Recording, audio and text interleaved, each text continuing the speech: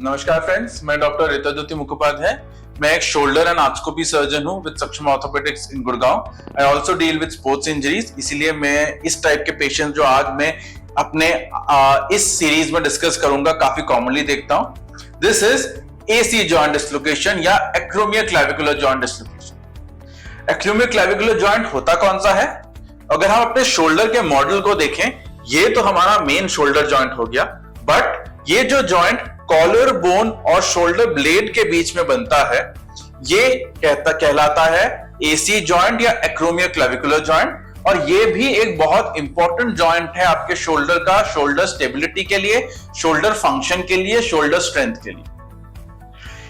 Just like आपका shoulder joint dislocate होता है, ये जॉइंट भी डिस्लोकेट हो सकता है एंड इसके लिए भी ट्रीटमेंट लेने की जरूरत पड़ती है।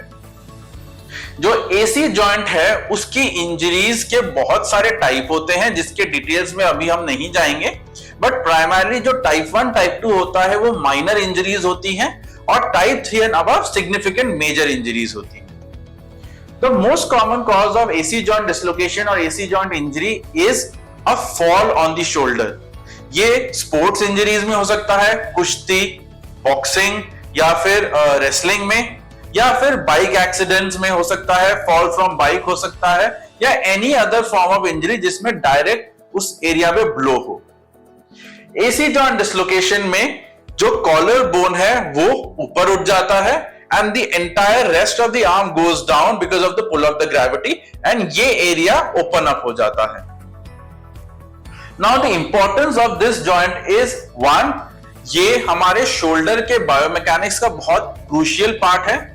शोल्डर का जो मेन शोल्डर का मूवमेंट है उसका 15% मूवमेंट इस जॉइंट से आता है। साथ ही this collar bone attaching to the shoulder blade is the only connection of the entire arm to the axial skeleton, जो हमारी बॉडी का सेंट्रल एक्सिस है। This is the only connection. तो अगर ये जॉइंट टूट जाता है, हमारा वो कनेक्शन टूट जाता है एंड हमारा पूरा का पूरा हाथ वीक हो जाता है। इसीलिए इसको डायग्नोज करना और ट्रीट करना बहुत जरूरी है। इसके सिम्टम्स आपको एक ऑब्वियस डिफॉर्मिटी या स्वेलिंग नजर आएगी उस एरिया में। अक्यूट इंजरीज में लोकली ब्रू एंड स्किन के नीचे कलर चेंज हो सकता है एंड पेन होगा। इसको हम एक्सरे द्वारा कंफर्म करते हैं एंड रेयर केसेस में एमआरआई भी साथ में कराते हैं।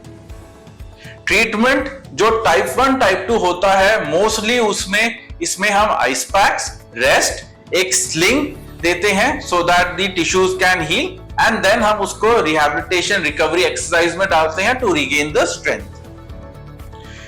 टाइप 3 एंड अबव में यूजुअली सर्जरी की जरूरत पड़ती है, जिसमें हम जॉइंट को रिड्यूस करके उसको स्पेशल इम्प्लांट से, स्पेशल टेक्निक से, स्पेशल स्टिचेस से होल्ड करके रखते हैं ताकि लिगामेंट्स अपने जगह पे हील हो जाए and gradually as the healing process go on हम उसको रिहैबिलिटेशन एंड एक्सरसाइजेस के थ्रू रीस्ट्रेंथन करके पेशेंट को बैक टू फुल एक्टिविटीज कर सकते हैं over the next 6 to 12 weeks.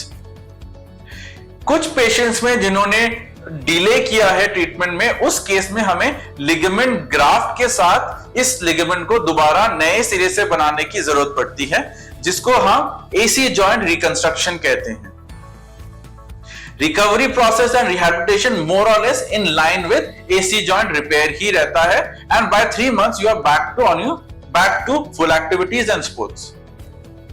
कुछ केसेस में एडिशनली एसी जॉइंट डिस्लोकेशन के साथ कॉलर बोन का फ्रैक्चर, क्लैविकल का फ्रैक्चर भी हो सकता है, जिसमें एडिशनली फ्रैक्चर को फिक्स करने की जरूरत भी पड़ सकती है।